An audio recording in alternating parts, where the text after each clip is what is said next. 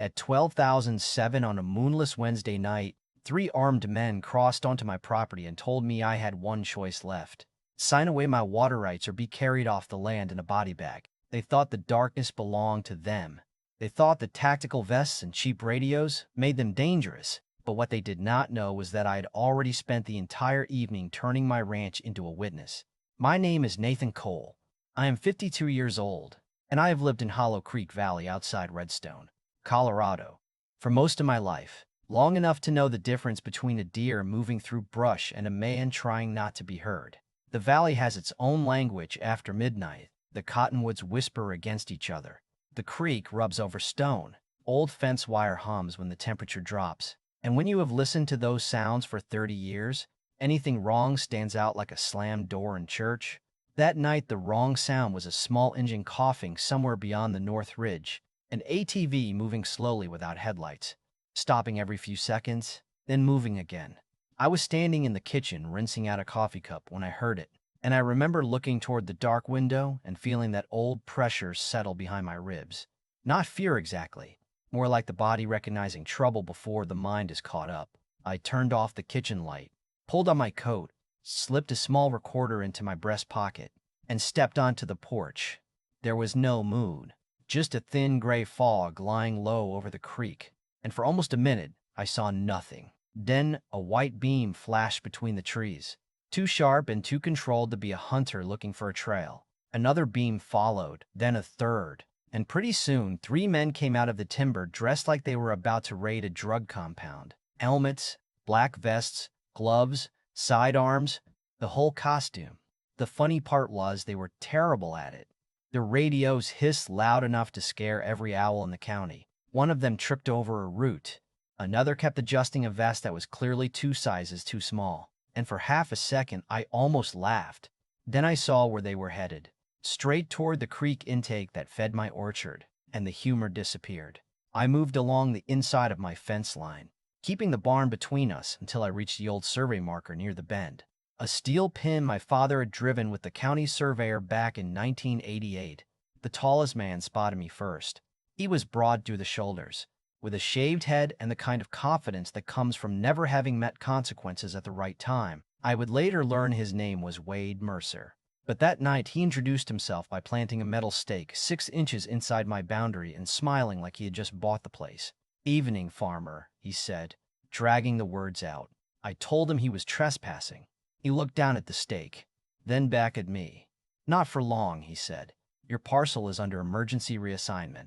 I asked him who signed that order. He tapped the patch on his vest, which said Ridgeline Compliance, a company I had never heard of, then said the Northgate Property Association had authority now. That almost made me laugh again because Northgate was a gated subdivision 3 miles downstream, full of vacation homes, imported stone mailboxes, and people who complained when cattle smelled like cattle. My land had never belonged to their association, never touched their boundary, never signed 1 page of their covenanters.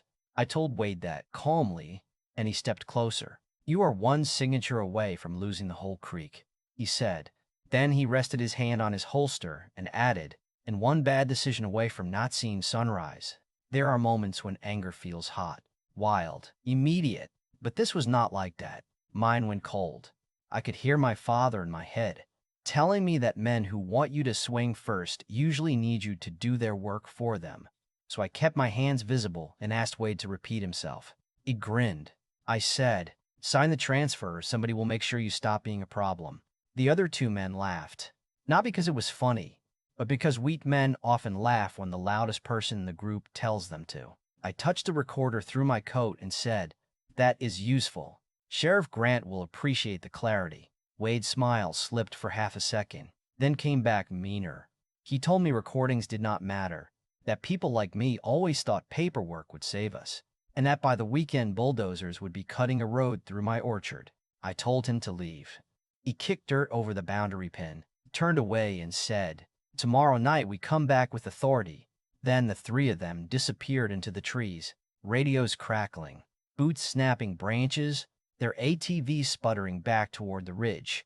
I stood there for a long time after they were gone, listening to the creek and trying to understand why a homeowners association suddenly cared about a 70-acre orchard miles outside its neighborhood.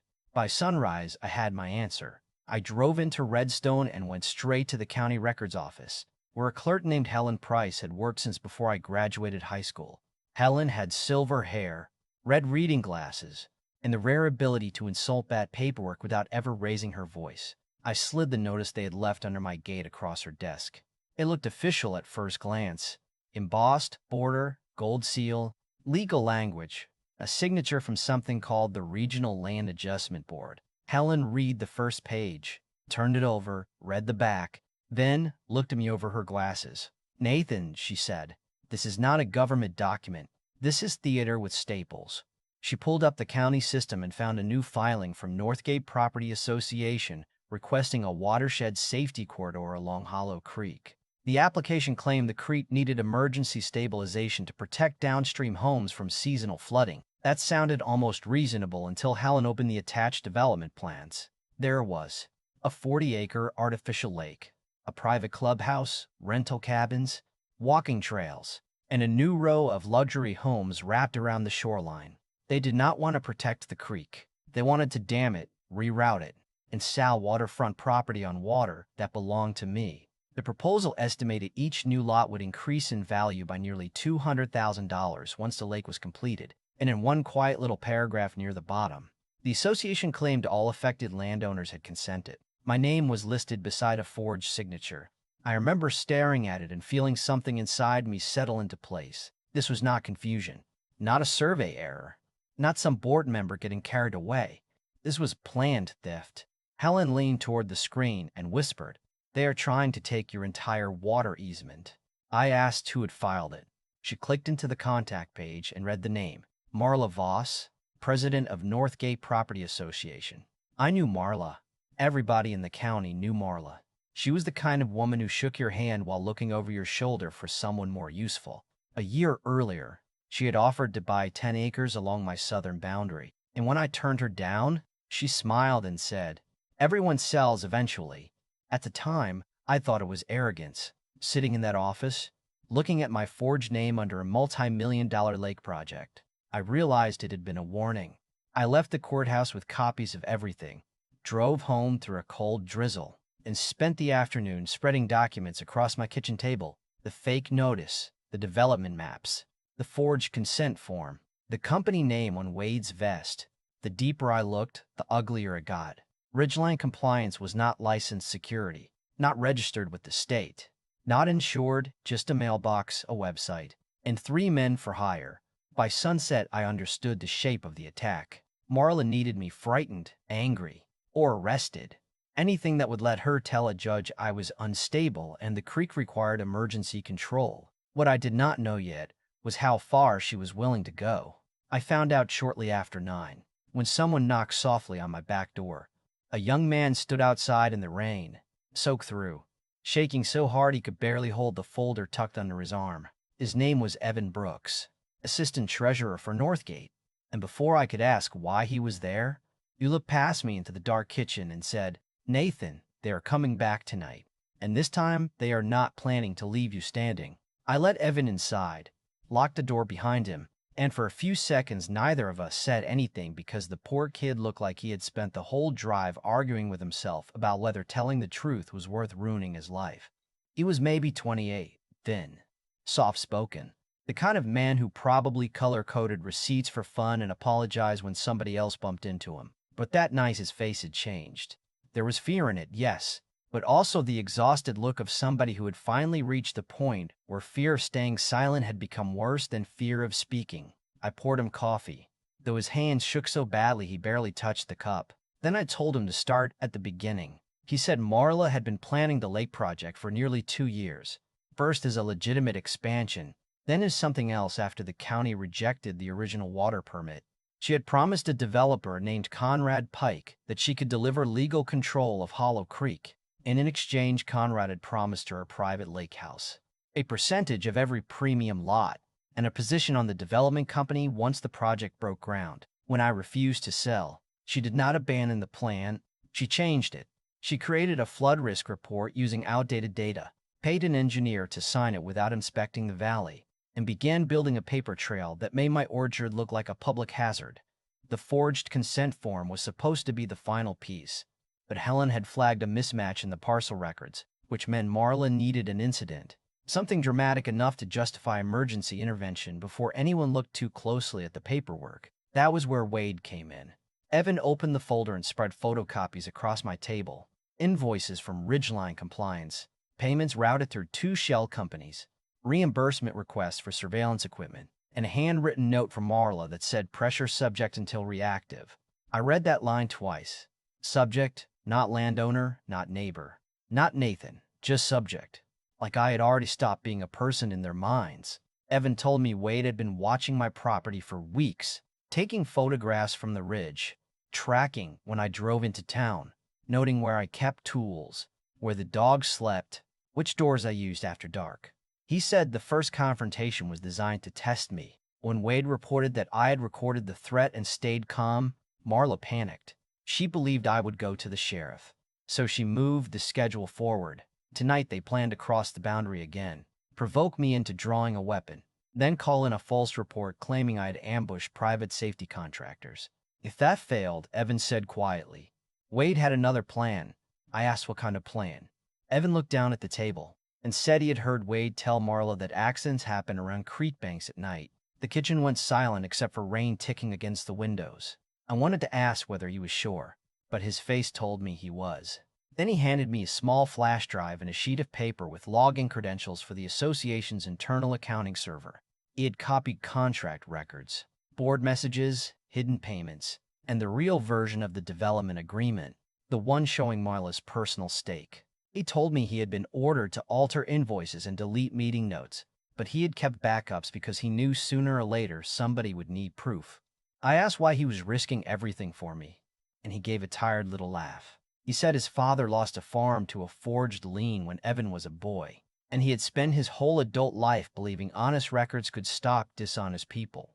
Then he ended up working for the exact kind of person who counted on records being buried. He said, I am done helping somebody steal land and call it progress. I told him to go home, keep his phone on, act normal, and do not contact me unless he was in immediate danger. He asked what I planned to do.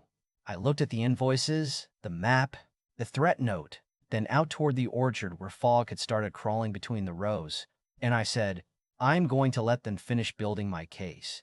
Evan stared at me like he was not sure whether that was wisdom or madness, and honestly, I was not entirely sure either. Once he left, I called Sheriff Grant on his personal number, told him I had evidence of a planned armed trespass, and sent him the first recording, plus photographs of the forged documents.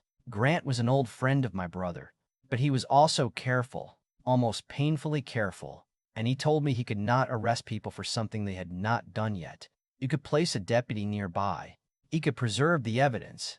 He could move fast once the line was crossed. But he warned me not to confront them and not to give them any excuse to claim self-defense. I told him I understood. He paused, then said, Nathan, people like this are most dangerous when they realize their paperwork is failing. That line stayed with me. I went to the workshop and stood in front of the gun cabinet for a long time, not because I planned to take one, but because some primitive part of me wanted the comfort of steel. My father had kept a rifle by the back door all his life, and there are places where that is just another tool. No more dramatic than a shovel, but I knew carrying one that night would give Marla exactly the image she wanted, an angry rancher in the dark, armed and unstable. So I closed the cabinet and reached for different tools. 2 portable construction lights, a battery bank, a pair of directional flood lamps, an emergency strobe from an old wildfire kit, 4 trail cameras, a hard-wired roof camera, copper cable, steel stakes, and the handheld trigger box I used during harvest when the frost alarms failed. It was not a weapon. It was a stage setup, and that distinction mattered. I spent the next 5 hours working through freezing rain, hiding cables beneath leaves, setting the lights low along the creek path, angling the flood lamps through gaps in the cottonwood so the beams would hit from below and behind. I placed the strobe high on the western slope, pointed toward the crossing route Wade had used the night before, then mounted one camera above the barn and another near the survey pin, both wired directly to a recorder in my basement. No wireless signal, no cloud account.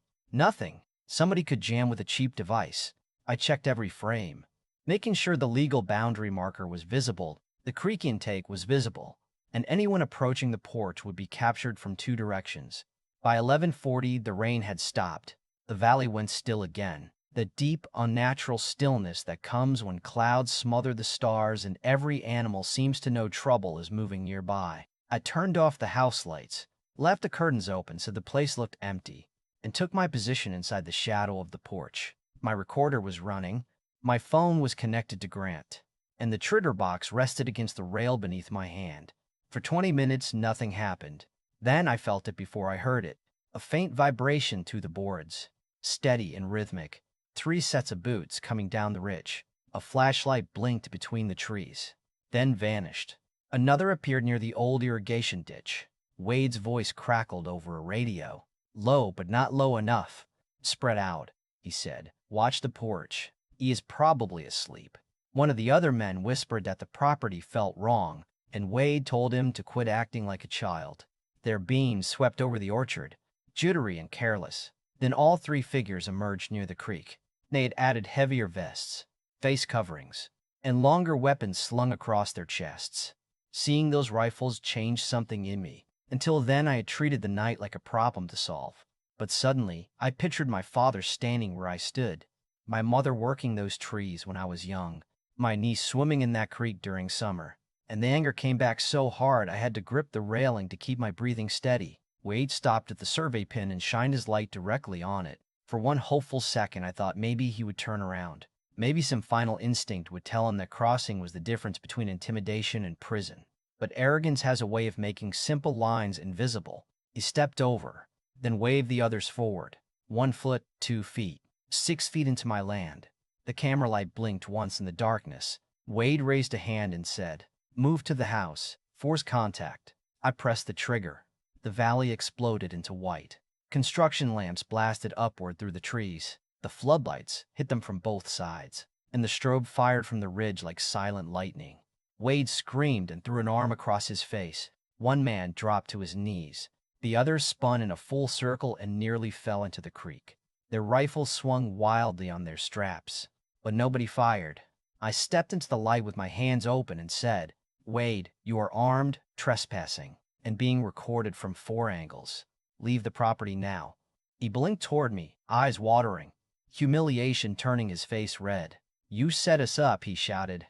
I said no. I turned on the lights. "You did everything else." One of his men muttered that they should go, but Wade shoved them aside and reached for his holster. "You think a camera makes you safe," he said, voice shaking with rage. "I can put you in the ground and tell them you charged me." I lifted my phone so he could see the active call. "Sheriff Grant heard that," I said. Wade froze, then tried to recover, but the 2 men behind him were already looking at each other in panic. That was when someone came running from the direction of the barn, slipping in the mud, gasping for breath. It was Evan, clutching a cracked tablet against his chest.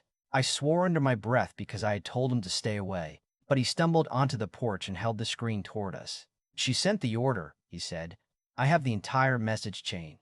Wade's face changed. Not anger this time, fear. He lunged toward Evan, but the other 2 men stepped between them. One grabbed Wade by the vest and shouted, "You said this was authorized." Evan raised the tablet and read Marla's message aloud. "Cross the boundary. Force a reaction. If he resists, make the incident permanent." Nobody spoke after that. Even Wade seemed to understand the weight of those words. Then, from somewhere beyond the ridge, came the low growl of an engine moving up the gravel road. Slow, deliberate, and without sirens, while white headlights began cutting through the trees. Sheriff Grant came through the trees with 2 deputies behind him, calm as if you were walking into a diner instead of an armed standoff. And the first thing he said was, "Nobody touch anything." Wade turned toward him, blinking against the floodlights, and tried to put his voice back together. "Sheriff, this man assaulted a licensed security team." Grant looked at the rifles, the crossed boundary marker, the cameras, then at me standing empty-handed on my own porch. "Licensed by who exactly?" he asked. Wade opened his mouth, but nothing useful came out. Grant ordered all 3 men to place their weapons on the ground. The 2 contractors obeyed immediately. Wade did not. He kept one hand near his holster and said Grant had no authority over a private compliance action. Grant stepped closer and lowered his voice. Wade, I've known you since you got thrown out of the County Reserve Program for lying on an incident report. Put the gun down before your evening gets even worse. That broke whatever illusion Wade still had. His pistol hit the dirt. Then the rifle followed, and one deputy moved in to cuff him while the others separated the two men who had come with him. Avon handed Grant the tablet, his hand still shaking, and Grant read the message chain in silence. His expression barely changed, but I had known him long enough to see the moment the case stopped being a trespass complaint and became something much larger. Then another engine came racing up the road. A black SUV slid sideways near the gate, spraying gravel, and Marla Voss climbed out wearing a wool coat over what looked like silk pajamas. She stormed toward us, shouting before she understood what she was seeing. Wade, you idiot, she snapped. You were supposed to handle him before law enforcement arrived. The whole valley seemed to go quiet around that sentence. Grant slowly turned toward her. Good evening, Marla. She stopped dead, finally noticing the deputies, the cameras, Evan holding the tablet, and Wade kneeling in the mud with his hands cuffed behind him. Her face went pale, then hard. This is association business, she said. You have no jurisdiction over our contractors. Grant almost smiled. You are 3 miles outside your association, standing on private property, discussing an armed operation against the owner. I would say jurisdiction is the one thing we have plenty of tonight. Marla pointed at me and claimed I had manipulated the scene, blinded her employees, and created a dangerous ambush. I told her I had turned on work lights. If that qualified as an ambush, every hardware store in Colorado was running a militia. Even one of the deputies laughed at that. Though Grant gave him a look and the smile disappeared, Marla tried to leave, but Grant detained her while he reviewed the messages and listened to the recording of Wade threatening to put me in the ground. When a deputy searched her SUV for weapons, he found an envelope filled with cash, unsigned property transfers, and a printed map showing the exact route the men had taken onto my land. By 2 in the morning, Grant had enough for emergency warrants.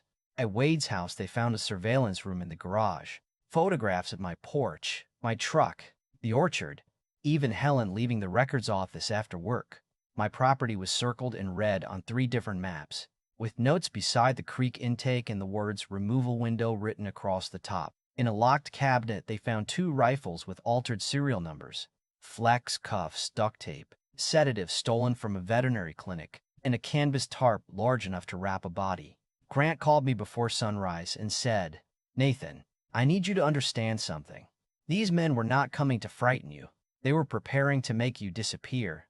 I sat at the kitchen table after that call, looking at the damp footprints Evan had left on the floor, and for the first time all night, my hands began to shake. Courage is strange that way. Sometimes it holds together perfectly while danger is standing in front of you, then falls apart once the room is safe. The search of the Northgate office was worse.